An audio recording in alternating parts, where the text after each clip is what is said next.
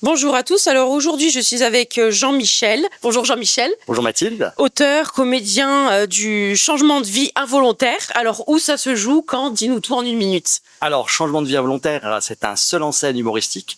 Alors, j'insiste pour dire que c'est pas du stand-up. Voilà, c'est un seul en scène humoristique, à la fois caustique et poétique. On fait ce grand écart entre ces deux univers. Il y a des moments où j'ai mon personnage principal que vous retrouvez sur l'affiche, Mimi le puissant, un milliardaire arrogant, climato-sceptique, grotesque, bref, un gros connard. Et puis le Mimi d'aujourd'hui, le Jean-Michel d'aujourd'hui, qui est poétique, qui aime les mots. Alors on dit parfois qu'il y a du De Vos dans mon texte. Moi, j'aime la langue française, qui est une langue extraordinaire. Et hier, par exemple, j'étais au Molière du Rire et c'était incroyable. Voilà, j'ai trouvé mon public qui aime. En fait, il y a plus beaucoup de gens qui travaillent sur les mots et sur la langue française, et j'aime moi ce grand écart.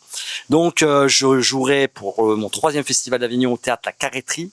Je joue à 11h20, comme ça vous aurez pas trop chaud, ça va être très bien. Cette année, j'arrive aussi avec une nouvelle scénographie. Alors, ce spectacle, voilà, fait à peu près 200 fois que je le joue. Il a eu le prix du jury du Festival d'humour de Vienne, qui est le plus vieux festival d'humour en France. Et pour arriver au Festival d'Avignon, j'ai décidé de rénover, de moderniser toute la scénographie, où j'ai des projections qui ont été faites par une jeune illustratrice, Lucie, et vous allez voir, c'est magnifique. Merci. Alors, on va parler de la pièce. Comment t'es venue l'inspiration? Pourquoi écrire sur ce sujet-là, de changer de carrière avec l'humour? Comment t'as eu l'inspiration? Alors déjà, moi, monter sur scène, c'était un rêve d'adolescent. À 15 ans, je voulais être chanteur.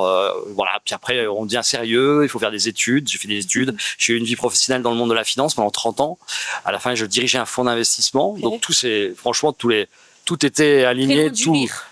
Oui, mais j'avais quand même gardé cette petite. On disait, ouais, Jean-Michel, il se prend pas au sérieux dans un monde où ils ont quand même souvent un petit peu le balai où je pense.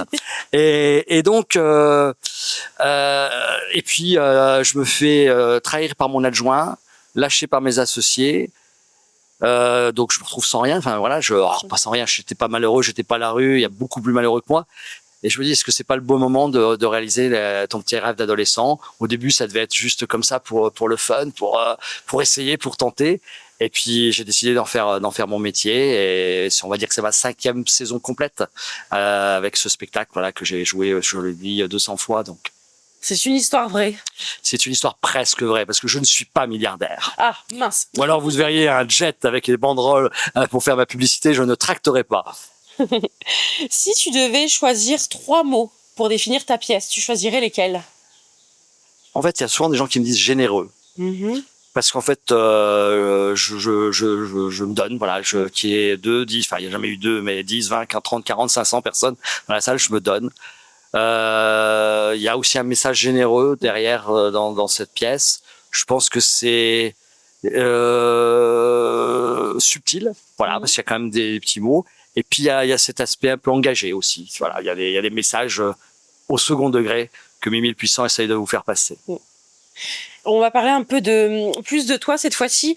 Tu as dit que le théâtre, c'était quelque chose qui avait commencé tôt, mais que tu avais abandonné pour te professionnaliser sur autre chose. Au début, comment tu as rencontré le théâtre? Comment tu es tombé amoureux de cet art? Alors après, moi j'étais un raconteur d'histoire en fait. Je dis souvent, d'ailleurs, je suis beaucoup plus drôle à la fin d'un repas avec une bonne bouteille, où j'ai à peu près 1h30 de blagues, que je connais par cœur parce que je dois les dire depuis plus de 40 ans. Voilà, donc j'ai toujours aimé j'aime les hommes. Enfin, j'aime les relations humaines, j'aime parler avec les gens. Et donc, et l'humour, c'est un tellement bon moyen à la fois de faire passer des messages et puis de créer du lien. Et donc toi, c'est un seul en scène. Seul en scène. Avec comme arme l'humour. Qui est humoristique, mais pas que l'humour. Voilà, on rit, mais on réfléchit aussi. Alors, on réfléchit pas simplement sur les jeux de mots, les figures de style que j'ai voulu utiliser, mais on réfléchit aussi. Voilà, qu'est-ce qu'on a envie de faire de sa vie, comment est-ce qu'on a envie de se comporter, comment est-ce qu'on voit par rapport à un certain nombre de. Je dis souvent Mimi le puissant, donc mon personnage déchiffre ses mots, et ces mots, ça peut être voilà, les chiffres et les mots, les chiffres et les lettres, et les mots M-O-T ou M-A-U-X. Alors le dernier mot pour la fin, pourquoi on devrait venir voir cette pièce? Parce que je pense que c'est vraiment un spectacle qui sort de l'ordinaire. Hier, voilà, les gens ils me disent « Ah mais ça fait du bien de voir cet humour-là ».